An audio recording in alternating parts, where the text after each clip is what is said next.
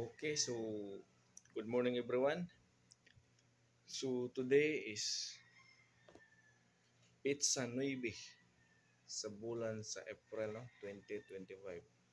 So once again, ladies and gentlemen, good morning. So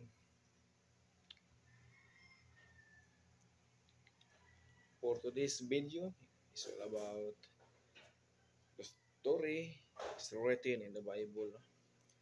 So nakikiingan sa Biblia sa abog kagikan sa abog sa tampawli. Okay, tinuod na siya. Sa abog tagikan sa abog sa tampawli. So may pasabot diyan sa Biblia gisulat sa Ginoo.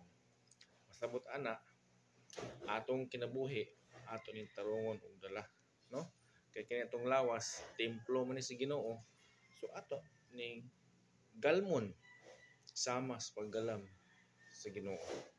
Kay ang Ginoo mo may tinubdan sa tanan, mo naghatag nato og hangin, tubig, no? Nga atong giginhawa o atong ginainom kada adlaw. So ato gining mahalon atong lawas dili nato sudlan og bisan unsa lang makadaot niini. Kay kung mabot ang panahon nga madaot na ang atong lawas, kita ragapay magantos. So mga kaigsuonan ko mga kahigalaan, ladies and gentlemen, ato gyud ang pingan ng atong lawas. Our body is temple of God, no? Templo ka sa Ginoo eh. Kay gibuhat ka sa Ginoo sama sa iyang dagway. Kinatong naong, kinatong lawas sama na sa lawas sa Ginoo. Murang ato gyud nang ampingan. Dili ta magpataka og kaon, isa ta magpataka og inom. No? Kay sa ginaingon ko na ang atong lawas templo sa Ginoo. Atong lawas balaan kini. So kailangan nato nga atong ampingan ug likayan nga makadaot niini.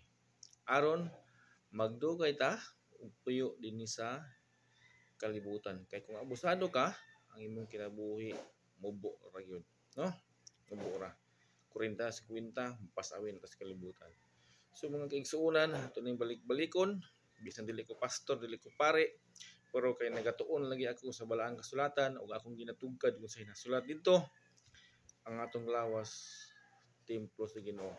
Ug ato ning balaanon, ug ato siyang sundon kung siya ang gibuhat aron